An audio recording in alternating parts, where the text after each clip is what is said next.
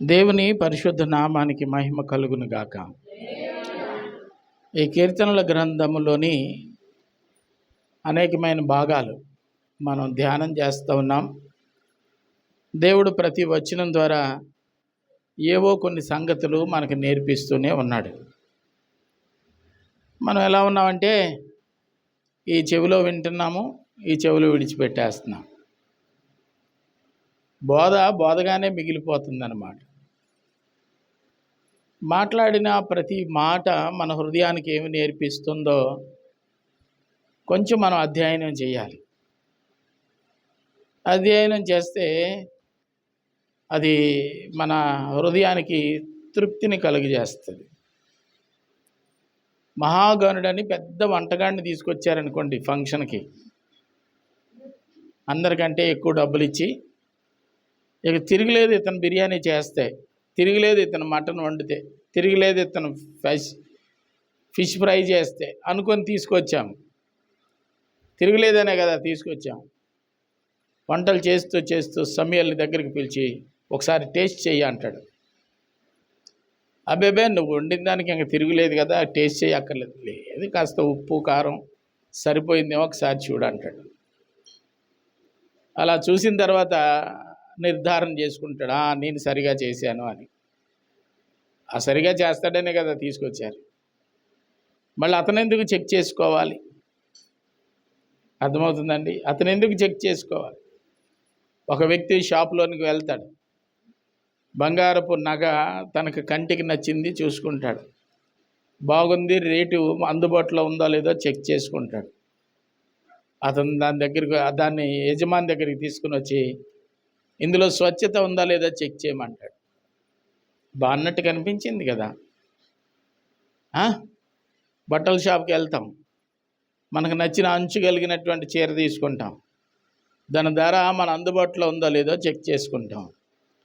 కానీ మరలా మనం మరొక సహోదరునికి అది చూపించి ఇది బాగుంటుందంటవా అంటాం. ఇలా చెక్ చేసుకున్నప్పుడే కదా దాన్ని మనం నమ్ముతాము, దాన్ని మనం సంపాదించుకుంటాం.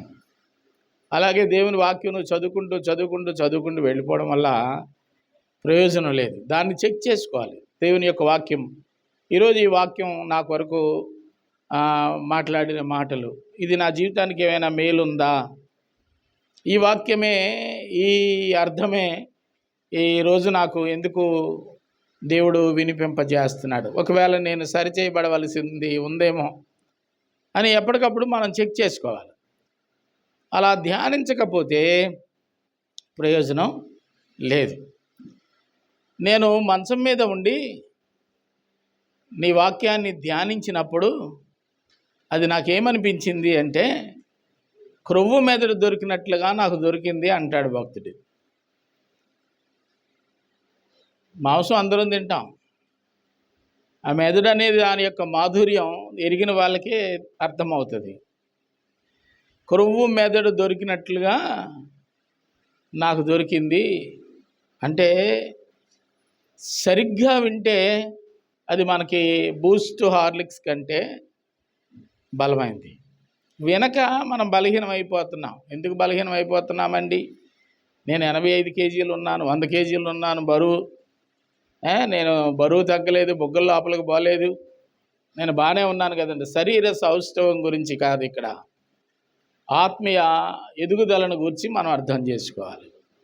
శరీరాన్ని కూడిపెడితే శరీరం బాగుంటుంది, మరి ఆత్మకు పెట్టకపోతే ఆత్మ అంతరంగ పురుషుడు కృషించిపోతాడు. కృషించిపోయినప్పుడు ఆదివారం లేచిన తర్వాత నీకు అనిపిస్తుంది, ఈరోజు గుడికి వెళ్దామా ఊరికి వెళ్దామా? అంతరంగ పురుషుడు బలంగా ఉంటే గుడికి వెళ్దాము అంటాడు, శరీరము బలంగా ఉంటే ఫంక్షన్కి వెళ్దాము అంటాడు.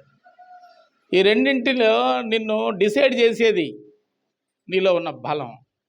ఆ బలం దైవికమైనదై ఉండాలి. అర్థమైందండి? ఇల్లు వాకిళ్ళు అమ్మి అపోస్తలుల పాదాల దగ్గర ఉంచడానికి సిద్ధపడిన కుటుంబాలలో అననీయ సఫీరాల కుటుంబం ఒకటి. ఆస్తి అంతా తీసుకొని అమ్ముడు చేసేసి చేతిలో డబ్బులు పట్టుకున్నారు. ఇప్పుడు వాగ్దానం చేసినట్లుగా మందిరంలోనికి వెళ్ళాలా, లేకపోతే వెనకేసుకొని దాచుకోవాలా? రెండు ఆలోచనలు వారి మధ్యలో ఉన్నాయి. ఆత్మేమో మందిరంలోనికి వెళ్ళమని చెప్తుంది, శరీరమేమో ఎవరిని నమ్మామో కొంత దాచుకుంటే బాగుంటుంది కదా. వాళ్లకు శరీరమే బలము ఎక్కువైపోయింది, ఆత్మ పోరాటంలో గెలవలేకపోయింది. శరీరము గెలిపించిన శరీర సంబంధమైన ఆలోచనలు ఒక్క దినంలోనే వారిని నాశనం చేశాయి. ఆత్మ సంబంధమైనటువంటి బలము మనిషిని ప్రతి శోధనను జయించేవాడిగా చేస్తుంది.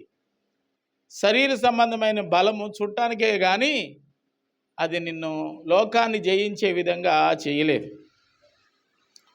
యేసుక్రీస్తు వారు కూడా ఎందుకైనా మంచిదని ఈ లోకం యొక్క బలము, ఈ లోకం యొక్క సొగసు సౌందర్యము అర్థమైన తర్వాత ఆయన ఏమి నిర్ణయించుకున్నాడంటే, ఈ శరీరాన్ని జయించాలంటే శరీరాన్ని కాస్త మార్చాలి. గనుక అరణ్యంలోనికి వెళ్ళి ఉపవాసం ఉండాలని నిర్ణయించుకున్నాడు. ఉపవాసం ఉన్నప్పుడు శోధించబడగా ఆ శోధనలన్నింటిలో సునాయాసంగా విజయాన్ని పొందుకున్నాడు ప్రభు అయినటువంటి క్రీస్తు. క్రీస్తు ఎప్పుడు కోరుకునేది ఏంటంటే శరీర సంబంధమైన బలం సమృద్ధిగా ఉండాలి, ఆత్మ సంబంధమైన బలం సమృద్ధిగా ఉండాలని. ఆయన వెంబడించిన శిష్యులు మరి ఏమి నేర్చుకున్నారో ఏమిటో. వాళ్ళు చెప్పిన మాట ఏమిటంటే, అయ్యా 3 దినాలు అవుతుంది కూడిక ఆరంభించి, ఇది చూస్తే అరణ్యం, ఇక్కడ సంపాదించుకోవడానికి ఏమీ లేదు. మీరు బోధ కాస్త త్వరగా ముగిస్తే వాళ్ళు పోయి కొనుక్కుంటారు. ఏం కొనుక్కుంటారు? ఆహారం కొనుక్కుంటారు. అంటే యేసు ప్రభు ఏమో ఆత్మ సంబంధమైన దాన్ని బోధిస్తూ ఉంటే, అది వింటున్నటువంటి సమీపంగా ఉండి వింటున్నటువంటి శిష్యులేమో శరీర సంబంధమైనటువంటి ఆలోచనలు కలిగి ఉన్నారు. కళ్ళెం వేయగలిగిన సత్తా కలిగినటువంటి వాడు కనుక ఆయన అన్నాడు, మీరే వాళ్ళకి ఆహారం పెడుతురు కానీ కంగారు పడకండి అన్నాడు. వీళ్ళ ఆలోచనలో పడ్డారు, మేము ఎక్కడి నుంచి తేగలం, మేము ఎక్కడి నుంచి తేగలం, మేము ఎక్కడి నుంచి తేగలం. ఈ ఆలోచన యేసు ప్రభుకు రాలా. ఎక్కడి నుంచి తెచ్చి ఇంతమందికి భోజనాన్ని మనం ఏర్పాటు చేయగలమనే ఆలోచన యేసు ప్రభుకు రాలా. ఎందుకంటే ఎక్కడి నుంచి వస్తుందో ఎరిగిన దేవుడు కనుక. ఇంటి యజమానుడు ఒక కార్యం చేయడానికి దాని కొరకు కొంత ధనాన్ని నిల్వ చేస్తాడు. అది ఇంటి సభ్యులకు అర్థం కాకపోతే ఎలా జరుగుతుంది, ఇది ఎలా జరుగుతుంది అని ఆశ్చర్యపోతారు. అది అర్థమైన నాడు వాళ్ళు సంతోషంగా ఆ పనిలో సహకరిస్తారు. అలాగనే దేవుని యొక్క సన్నిధిలో మనం దేవునితో కనెక్ట్ అయి ఉంటే ఎలా జరుగుతుందో ఇట్టే నీకు తెలిసిపోద్ది. లోకులందరూ ఆశ్చర్యపోతారు కానీ నీవు ఆశ్చర్యపోవు. కారణం ఏంటంటే ఎలా జరుగుతుందో నీకు చెప్పగలిగిన దేవుడు నీతో ఉన్నాడు కనుక. ఇది ఎలా సాధ్యము అంటే సాధ్యపరిచేవాడు నీతో ఉన్నాడు కనుక. అందరూ అంటారు, యేసుప్రభు చెప్పాడు శిష్యులు 12 మందితో, మీరు బయలుదేరండి, నది అద్దరికి వెళ్ళాలి. అయ్యా మీరు, నేను వస్తాను. ఇక వాళ్ళు ఒక మాట అని ఉండాలి, ఏమనంటే, ఇక సాయంత్రం అయిపోయింది, లాస్ట్ బస్ ఇది. ఏ బస్సు అండి? లాస్ట్ బస్సు, మరి మేము వెళ్ళిపోతే మీరు ఎలా వస్తారు అని ఉండాలి. కానీ వాళ్ళు అలా అనలేదు. నావ ఎక్కి వాళ్ళు బయలుదేరి వెళ్ళిపోతూ ఉన్నారు. చాలామందికి ప్రభువు తనతో రాలేదు, వస్తే బాగుండుననే ఆలోచన కొంతమందికే ఉంటుంది. కొంతమందికి ఏమని ఉంటుందంటే, వస్తే మన ఆటలు సాగవు, మనం జోకులు వేసుకోవడానికి బాగోవు, ఇదే మంచి అవకాశం, బయలుదేరదాం అనుకుంటారు. ఆ మధ్య దానియేలును సామ్యూలు కలిపి ఒక 35 సంవత్సరాల క్రితం ఒక మాట మాట్లాడుకున్నారంట. ఏమని మాట్లాడుకున్నారు అంటే, నాకు అన్నీ జ్ఞాపకమే. ఏమని మాట్లాడుకున్నారంటే, ఒరేయ్ పాస్టర్ గారు ఇక్కడ ఉండిపోతారటరా అన్నాడట దానియేలు. అంటే అప్పుడు ఇల్లు వచ్చేవాడిని, చింతలూరు ఇల్లు వచ్చేవాడిని. ఎక్కడే ఉండిపోతారటరా, ఇంక తాళి తెప్పాలి తెచ్చేసుకుంటారట. అంటే అమ్మోయ్, మనం సెకండ్ షో క్యాట్లకి వెళ్ళడం అవుదే పాస్టర్ గారు ఉంటే. నిజమా అనుకున్నారట. అయిపోయిన తర్వాత అడగండి నిజమో కాదా వాళ్ళు అలా అనుకున్నారో లేదో.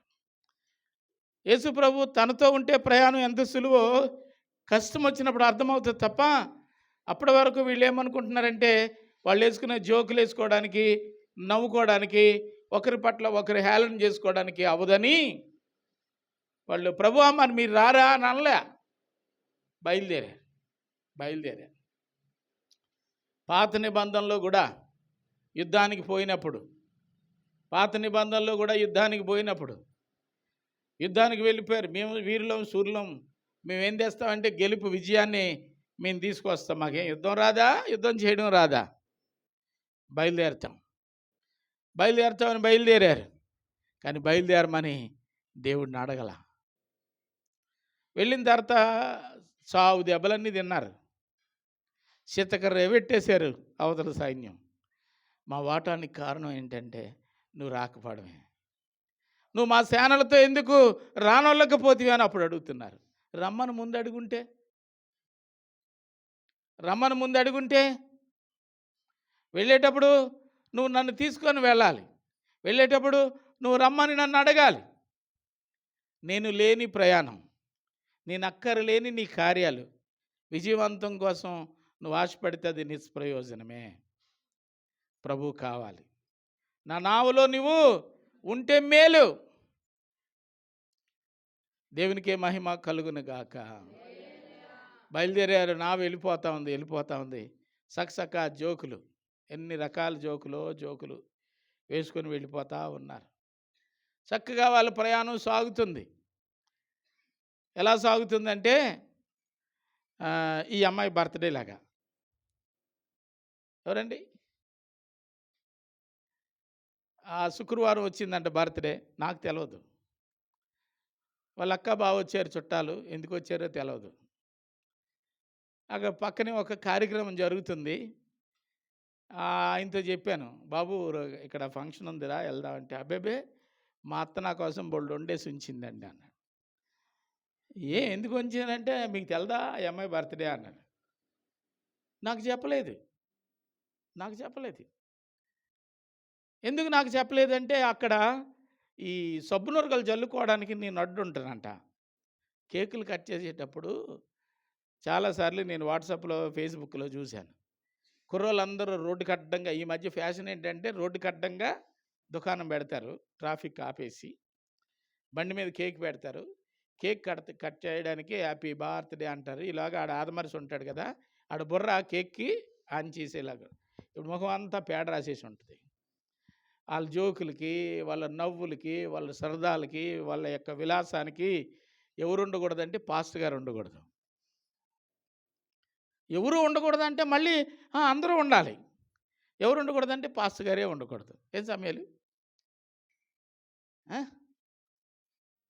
పాస్టర్ గారు ఎందుకు పిలవలేదురంటే ట్యాక్స్ కట్టేశాను కదండి, మా నాన్న గుమ్మడికాయ ఇవ్వలేదా నీకు?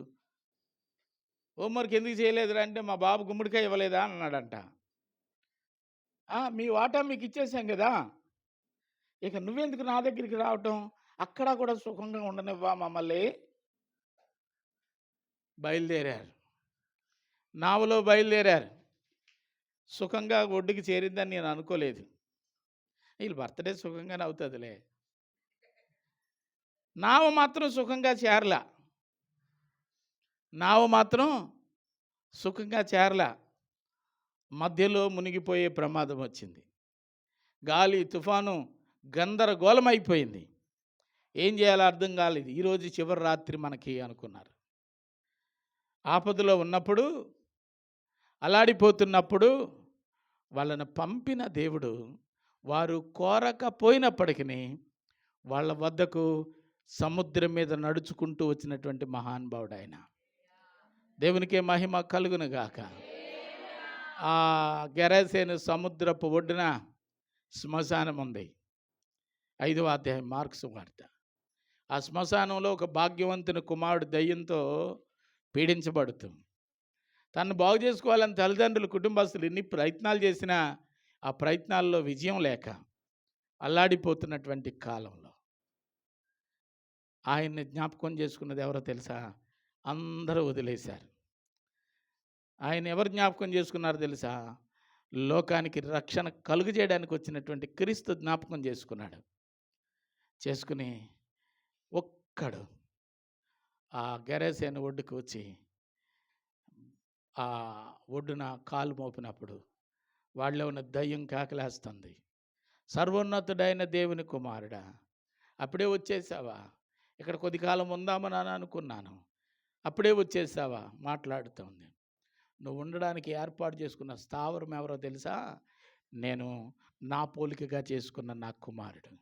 అందులో నీవు ఉండడానికి వీలు లేదు. ఎవరు బాగు చేయమని వచ్చారు? ఎవరు బాగు చేయమని వచ్చారు? నా కొడుకుని బాగు చేయండి అని ఎవరు వచ్చారు? ఎవరు రాలా. ఆయన సమయం వచ్చింది. ఆయన అంటాడు కదా, ఇక్కడ నీకు పని లేదు. రిక్వెస్ట్ పెడుతుంది దయ్యం.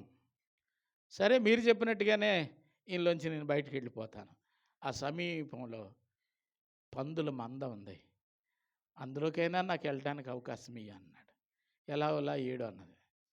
వెంటనే పందుల గుంపులోనికి వెళ్తే సుమారు 2000 పందులు. వాటి మీద కమ్ముకొనినటువంటి దురాత్మ శక్తుల యొక్క ప్రభావం వల్ల గమ్యం ఎరగక సముద్రంలో దూకి 2000 పందులు చచ్చిపోయినాయి. మానవుని యొక్క శక్తి ఎంత గొప్పదో తెలుసా? మీకు అర్థం కాదు. కానీ 2000 పందులకు ఉన్నటువంటి బలానికి మించిన శక్తి ఈ మనిషిలో ఉంది కనుకే ఆ దెయ్యం ఈ మనిషిని ఎన్ని రకాల చిత్రహింసలకు గురి చేసినా తట్టుకొని బ్రతికి నిలవగలిగాడు. ఆ మధ్య ఓ పాస్టర్ గారు నాతోర నుంచి వచ్చారు. మీటింగ్ అయిన తర్వాత వెళ్ళిపోదామని బయలుదేరి వెళ్ళిపోయారు. సరిగ్గా రాత్రి 11:30, 12 అయింది. ఆ మర్రిపాలానికి నాతవరానికి మధ్యలో అడవిలా ఉంటుంది, సరుగుడు తోటలు అడవిలాగా ఉంటుంది. అడవి పందులు రోడ్డు దాడుతున్నాయి. ఈయన అనుకున్నాడు, ఒక పందిని గుద్దిన అది చచ్చిపోతే, ఆ రోజుల్లో ఇంచుమించు 25 సంవత్సరాలు సుమారు అవుతుంది, అది చచ్చితే ఊర్లో వాటాలు వేస్తే 5,000 అన్న వస్తుంది. గుద్దేద్దాం అనుకున్నాడు. ఎల్లు గుద్దేశాడు. తస్సదియ రోడ్డుకి ఎట్టి పామేసింది అతనికి. నలుపంతా తెలిపైపోయాడు. ఆ మూడో నాడు కనిపించాడు. ఎట్నైనా తాగేసి పడిపోయావా అన్నాను. లేదయ్య గారు, మీ ఇంటి నుంచి వెళ్ళేటప్పుడు పడిపోయాను. ఎలా పడిపోయావు? దేవుని కాపుదల భద్రత నీకు ఉంటుంది కదా, ఎలా పడిపోయావు అంటే, పంది పాస్టర్ గారు, పందులు గుంపు దాడుతుంది, బలంగా ఉంది పంది, స్కూటర్తో గుద్దితే అదే చచ్చిపోద్దని గుద్దేశాను, అది సావలేదు కదా, నన్ను సావదొబ్బింది అన్నాడు. పందికున్న బలం అంత ఇంత కాదు. చాలాసార్లు నేను చూశాను. ఆ కోటపాడులో ఒకసారి బస్ స్టాండ్లో బస్సు కోసం వెయిట్ చేస్తున్నాం. ఆ కోటపాడుకి దగ్గరలో మేదర్లు ఎక్కువ ఉంటారు, వాళ్ళు పందులు పెంచుతారు. ఒక లారీ వేగంగా వస్తుంది, పంది రోడ్డు దాడుతుంది. ఈ పంది మించి లారీ వెళ్ళిపోయింది, పంది చచ్చిపోలేదు. లారీ వెళ్ళిపోయిన తర్వాత మళ్ళీ లేచి ఇలా దులుపుకొని పారిపోయింది. పందుకున్న బలం ఎంత గొప్పదో. అలాంటి పందులు 2000 పందులు. ఈ దెయ్యము వచ్చినప్పుడు అవి సముద్రంలో పడ్డాయి. అదే 2000 పందులు తట్టుకోలేని శక్తి ఈ యవనస్తుడు తట్టుకోగలిగాడంటే దేవుడు ఎంత గొప్ప శక్తి మనిషిలో ఉంచాడో అర్థం కాదు. దేవుని స్తుతించాలి. ఒకసారి మా ఊరికి వెళ్ళిపోతుంది. ఊరికి వెళ్ళిపోతూ ఉంటే ఎవరి ఆస్తాలు కాపాడుకోవడం కోసం వాళ్ళ ఇంట్లో కుండలు, మంచాలు బయట పడేస్తున్నారు. మా ఇంటి ప్రక్కనే తెలకలో ఇల్లు ఉంది. ఆ ముసలిది ఉంది, ముత్యాలమ్మని. మన పార్వతమ్మ గారి కంటే కొంచెం వయసు ఎక్కువ. ఆవిడ కర్రట్టుకొని నడుస్తూ ఉంటుంది, ఈవిడ మామూలుగా నడుస్తూ ఉంటుంది. ఎవరు లేరు, కొడుకు మనవళ్ళు లేరు, ఆవిడ ఒక్కరితో ఉంది. వాళ్ళ ఆస్తి ఏంటంటే గానుకి అడ్డంగా కర్ర ఉంటుంది చూసారా, పెద్దది, ఇంత ఎడల్పుండి ఇంత పొడుగుండి దానికి ఎడ్ల చేత తోలిస్తూ ఉంటారు కదా, బలమైన కర్ర. కత్తిపేట తెచ్చింది, దానికి కట్టినటువంటి కట్టు మట్ట కట్టారు, అది కట్ చేసింది. అటు ఇటు చూసింది, రండిరా బాబు సాయం చేయండి అని కేకలేసింది.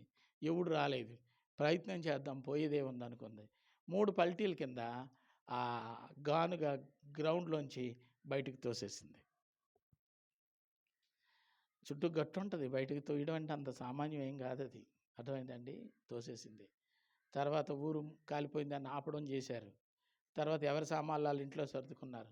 ఊరిలో 10 మంది బలిష్ఠులైన నాయుడిని తీసుకొచ్చి ఆ దుఃఖమల్లి యథాస్థానంలో పెట్టడానికి బండి పూదులు తీసుకొచ్చి ఓ తోసుకుంటూ మోసుకుంటూ 10 మంది చాలా కష్టపడి ఆ స్థలంలో పెట్టారు.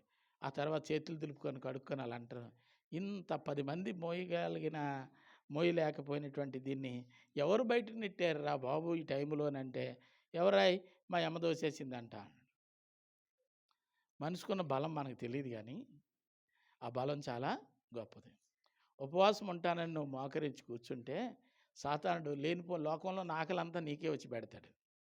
మొగుడి మీద అలిగితే 3 రోజులైనా ఆకలి తెలుసా?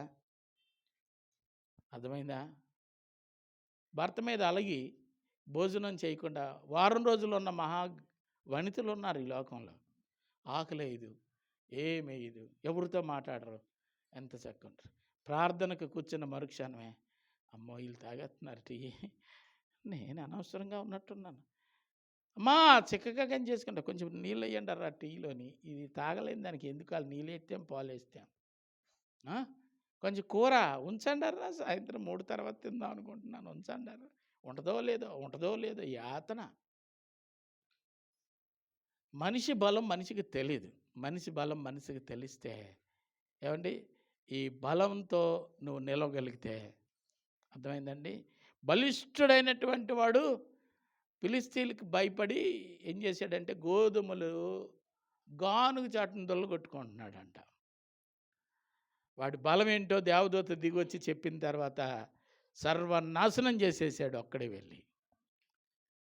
నీ బలం నీకు తెలియాలి. దైవికంగా ఒక విశ్వాసిగా, దేవుని యొక్క బిడ్డగా, దేవుడు నీలో ఉంచినటువంటి బలం యొక్క శక్తిని నువ్వు గనక గుర్తెరిగినట్లయితే నీకంటూ అసాధ్యమైంది ఏది లేదు అన్నమాట అండి. గట్టిగా స్తోత్రం చెప్దాం. దైవికమైన బలం మనిషిలో సంపూర్ణంగా నింపేది ఏమిటంటే దేవుని యొక్క వాక్యం. ఆ వాక్యాన్ని నువ్వు దాటిపోకుండా ఆ వాక్యాన్ని అనుసరిస్తే నీకంటే గొప్పవారు ఎవరు భూమి మీద ఉండరు. ఇక్కడ మనం చూస్తున్నాము 71 శ్రమ నొంది యుందుట నాకు మేలైంది. ఇప్పుడు ఎవరైనా శ్రమలో ఉన్నటువంటి వాళ్ళు ఈ మాట చెప్పగలరా? ఈ శ్రమలు నా మేలు కొరకే వచ్చాయి, మీరందరూ నా గురించి ఎందుకు విచారిస్తున్నారని చెప్పగలరా? అలా చెప్పగలిగినటువంటి వాడు యోబు ఒక్కడే. యోబు దేహాన్ని చూసి, కుళ్ళిన శరీరాన్ని చూసి, కారుతున్న చీము రక్తాన్ని చూసి అయ్యయ్యో ఎలాంటికి ఎలాంటి పరిస్థితి వచ్చిందా అన్నారు. మీరందరూ విచారించడం వల్ల నాకు స్వస్థత కలగదు, నా ప్రభువు నన్ను అనుగ్రహించడం వల్ల నాకు స్వస్థత కలుగుతుంది. దేవుని పిల్లలు అర్థం చేసుకోవాలి, ఈ శోధనలు నిన్ను సువర్ణంగా మార్చడానికేనని. సువర్ణం అంటే బంగారం. చాలామంది చిన్నపిల్లల్ని నా బంగారు తల్లి, నా బంగారు కొన్నాడు. ముక్కు నిండా ఏలేరు కాలువలు లాంటి 2 కాలువలు కారుతున్నా సరే బంగారు కొండ అంటారు. ఏమండి బంగారమే, నిజమే, మనం బంగారమే. ఎప్పుడు తెలుసా? దేవుని యొక్క వాక్యం చేత బలపరచబడినంత కాలం బంగారమే. గొప్ప తేజస్సుతో దేవుని యొక్క వాక్యం నీలో ఉన్నంతకాలం నువ్వు ప్రకాశిస్తావు. అలా చేసేవాడు నీవు ఆరాధించే దేవుడు. ఇక్కడ అంటున్నాడు శ్రమలు రావడం నాకు మేలే. శ్రమలు రావడం మేలే. శ్రమలు రాకపోతే ఇప్పుడు 67లో చదువుకున్నాం ఏమనుకున్నా, శ్రమ కలగక ముందు నేనేం చేశానంటే దారి తప్పిపోయాను. శ్రమలు రాలేదు, చక్కగా వైభవోపేతంగా ఉంది అతని బ్రతుకు. 4 ఏళ్ళు లోపలికి వెళ్తూనే అంటున్నారు కదా, అలాగ ఉంటుంది. చక్కటి ఇల్లు, చక్కటి వాకిలి, చక్కటి బ్రతుకు, చక్కటి బంధువులు, చక్కటి సహవాసం, చక్కటి సామ్రాజ్యము.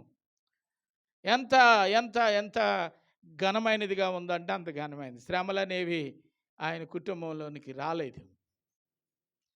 శ్రమలు లేనప్పుడట అతను దారి తప్పిపోయాడంట. ఇదేంటండి? శ్రమలు చీకటి అనుకుంటే చీకటిలో ఎవడైనా దారి తప్పిపోతాడు. అంటే చీకటి రాకముందే దారి తప్పిపోయాడంటే ఏమనుకోవాలి? నిర్లక్ష్యం, లెక్కలేనితనం, సోమరి, దేవుని యందు భయభక్తులు కలిగి ఉన్న ఆనవాళ్ళు లేని అనుభవాలు. జాగ్రత్త సుమి, జాగ్రత్త సుమి. భక్తుడు చెప్తున్నాడు, శ్రమలు రాకమునుపు నేను దారి తప్పిపోయాను. ఇప్పుడు ఏమంటాడు తెలుసండి? శ్రమలు రావటం నాకు మేలయ్యింది. శ్రమల అనుభవం గుండా వెళ్ళినప్పుడు అతడు సాధించిన విజయం ఎంత గొప్పదో అతనికి అర్థమైంది. 23వ కీర్తనలో అంటాడు కదా, ఏమంటాడు? గాఢాంధకారపు లోయలో నేను సంచరించినప్పుడు నీ దుడ్డికర్ర, నీ దండము నన్ను ఆదరించింది. ఆ ప్రయాణం గాఢాంధకారంలో చేసి ఉండకపోతే ఆ దుడ్డికర్ర, దండము ఆయనకి తోడై ఉండేది కాకపోవచ్చు. చీకటిలో వెలుగును పుట్టించాడు దేవుడు. చీకటిలో దారి తప్పిపోయిన వ్యక్తిని దారిలో పెట్టడానికి దేవుడు తన కృప ఆసక్తిని కనపరిచాడు. ఇప్పుడు ఆయన అంటాడు, శ్రమ రావటం నాకు మేలే. దేవునికి మహిమ కలుగునుగాక. హల్లెలూయా, హల్లెలూయా, హల్లెలూయా. శ్రమలను బట్టి సంతోషించాలి. ఆ శ్రమలు శరీర సంబంధమైనవా, ఘనకీర్తికి సంబంధించినవా, పేరు ప్రఖ్యాతులకు సంబంధించినవా, ఏమైనా కానీ అవి వచ్చే గనుక నేను ఇప్పుడు ప్రకాశిస్తున్నా.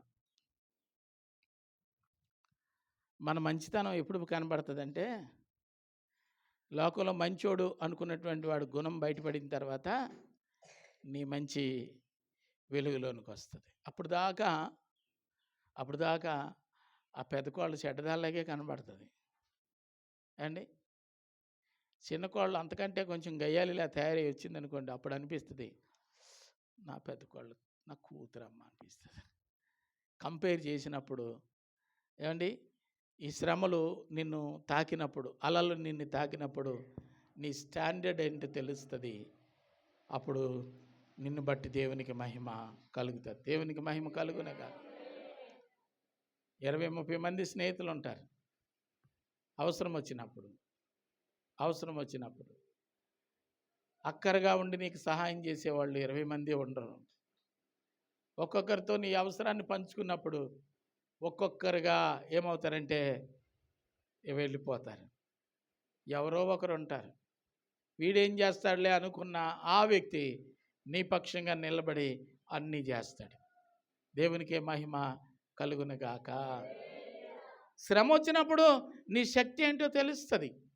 శ్రమ వచ్చినప్పుడు నీ దేవుడు అనుగ్రహం నీ మీదకి ఎంత ఉన్నతమైనదిగా దిగి రానిచ్చాడో నీకు అర్థమవుతుంది. అర్థమవుతుందండి. దేవునికే మహిమ కలుగునుగాక. అప్పుడప్పుడు పాస్టర్ గారు అంటారు, నాకు జ్వరం కూడా వచ్చేది కాదు. జ్వరం కాదు, బాధ కాదు, ఏవి నాకు రాలేదండి. అది నిజమా కాదని బలహీనత వచ్చినప్పుడు అప్పుడు అంటుంటుంది, ఈ గట్టి శరీరం కాబట్టి అది అలా తట్టుకొని ఉంది అంటున్నారు వాళ్ళ కుటుంబీకులు అందరూ. ఏమిటండి, శ్రమ వచ్చినప్పుడు మన స్టాండర్డ్ ఏంటో తెలుస్తుంది. మొదటి నుంచి చెప్పే మాట అది. శ్రమలు రావాలి. శ్రమలు వచ్చాయి నువ్వు పరిగెత్తుకొని పారిపోతే అవి ఏం చేస్తాయంటే నిన్ను తరుముతూ ఉంటాయి. నిలిచినప్పుడు నీ బలం తెలుస్తుంది. దేవుని యొక్క బిడ్డగా మనం అర్థం చేసుకోవాలి. 71 అంటాడు, నేను నీ కట్టడలను నేర్చుకున్నట్లు శ్రమ నొంది ఇందుట నాకు మేలయ్యను.